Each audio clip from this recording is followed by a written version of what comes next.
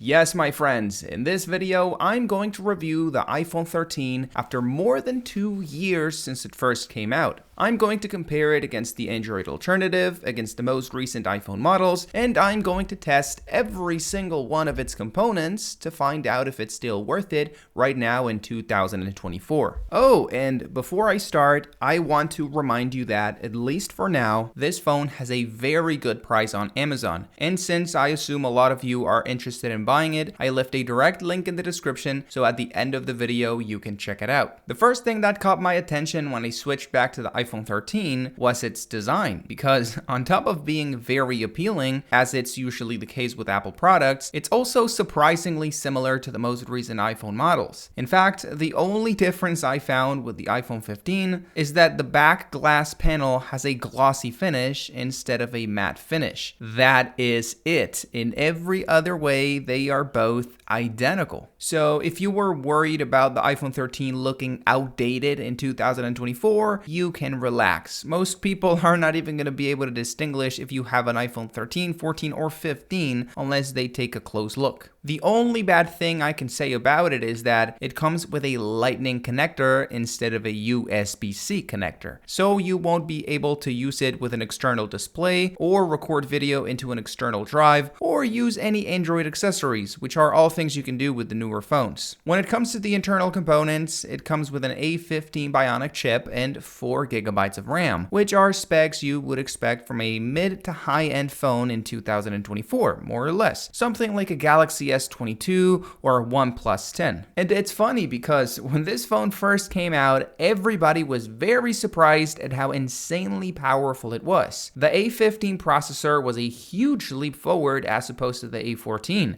and even till this day, it still manages to surprise me every time that I use it. Apps run and load up super fast, it moves around the homepage without any hiccups, and I personally haven't had any performance issues, even when playing the most demanding games. In fact, the processor on this phone is so fast that Apple decided to include it on the iPhone 14 as well, instead of the A16, which they only included on the Pro models. That being said though, if you put it against its main competitor, the Galaxy S21, also from the same year, it feels noticeably slower and the user experience is a little bit worse. This is because the Galaxy S21 has a 120Hz display, while on the other hand, the iPhone 13 has a 60Hz display. And yes, I know, a lot of people say that you can't really tell the difference and that therefore this doesn't really matter, but I do tell the difference, and I'm pretty sure a lot of you do too, so yeah, you should keep this in mind. Although both phones have about the same power,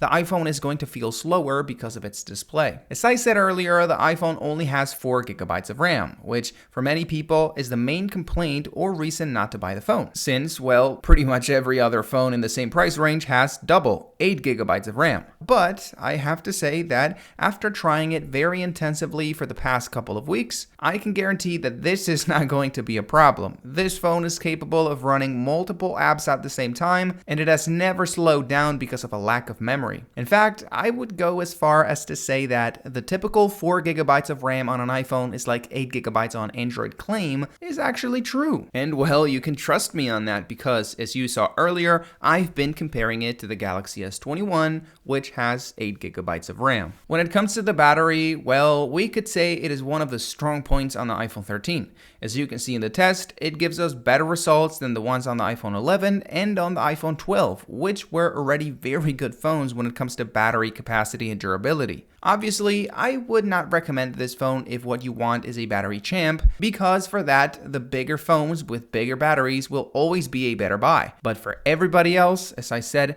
it is going to be fine. Oh, and also, it comes with a bunch of modern technologies that make things very easy and convenient when it comes to charging. As you can see, it can do wireless charging and it can do MagSafe charging, which for those of you who don't know is Apple's proprietary wireless magnetic system. As always, charging speeds are limited to 20 watts, which is, well, neither good or bad. We could say it's a pretty average charging speed. And also, as always, Apple doesn't include a charger in the box, so you will have to spend 20 extra bucks to get the wall brick. Then when it comes to the display, things are looking even better because the iPhone 13 doesn't feel like a 2-year-old phone at all. It has a 1080p panel with 1200 nits of brightness, and of course, it is incredibly well calibrated. So the colors you see on the screen are the same ones you can see in real life. The only thing it's lacking, as I said earlier, is high refresh rate, or 120 Hz to be more specific, because Apple, for some reason, refuses to include this feature on their non-Pro iPhones. And well, also, something that caught my attention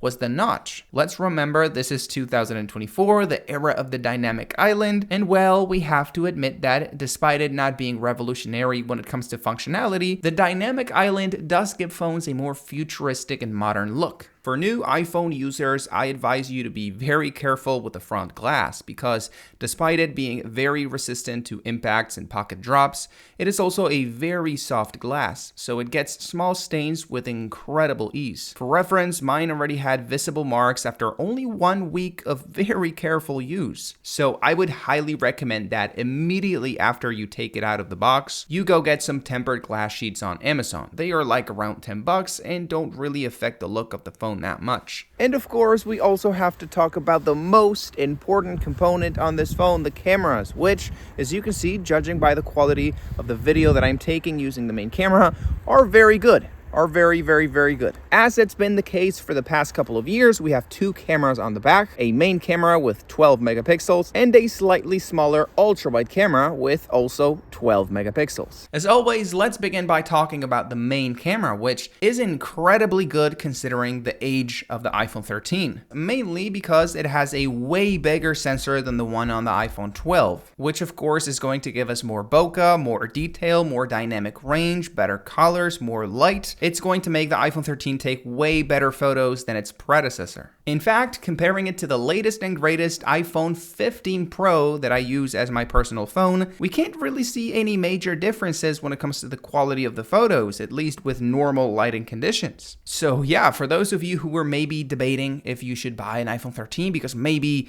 it is not going to be as good when it comes to photo and video as the more modern iPhones, well, not the case, my friends. It takes very, very good photos. The only downside of the cameras on the iPhone 13, as always, is the ultra-wide camera, because it is the same one we could find on the iPhone 11, on the iPhone 12, and it's also the same one we can find on the iPhone 14s and 15s. It is always the same camera. And I mean, don't get me wrong, I'm not saying it's a bad camera, it's pretty decent. But if we compare it to the cameras on the Galaxy S21 and S22, it is a little bit behind, and that sucks because I believe this is one of the most useful cameras on the phone. To take group photos, to take interior photos, or landscape photos, you can use it for a lot of things, and the fact that Apple hasn't upgraded it since the iPhone 11, I don't know, it's a little bit lame. As always, I wanted to show you the same picture taken with the main sensor and the ultra-wide sensor so you could see the quality difference, because a lot of people seem to think that the only difference between these 2 cameras is the focal length, and that is not the case. They both have different sensors with different sizes and different optics, so the quality of the images is also going to be very different. As you can see, the main camera is considerably better looking than the ultra-wide camera, so unless you absolutely need a wide-angle shot, I would recommend you use the main sensor because the results are going to be a lot more professional. And of course, we also have to talk about the selfie camera, which is a little bit weird because on paper, it is the same one we found on the iPhone 12. It has the same sensor size, the same optics, the same everything, but it is a better camera. I mean, look at this dynamic range. You can see my face and the sun at the same time. This was not possible with the iPhone 12. I mean, I've just tried it in the same scenario. You cannot get the same results. So yeah, I'm not sure what kind of black magic Apple has used to make a better camera with the same components, but it is a better camera, which is, great news. The only thing left now is to give you a conclusion. Is the iPhone 13 worth it in 2024? Well, yes, I believe it is very worth it. It has an amazing price right now, and the features that it brings for that price make it beautiful. In fact, I would say this is probably one of the best quality price ratio phones in existence right now. So yeah, if you were looking to buy a new iPhone, but you didn't want to spend a lot of money, this is it. I would say this is the right phone for you. It gives you a lot of features. It is a very good phone, but it's also kind of cheap for what it gives you. It's a very good phone. You're not going to regret it, whoever you are. So yeah, now that we have a conclusion, you can comfortably go check the link in the description. That's going to send you to Amazon and to the amazing price the iPhone 13 has. Go click it.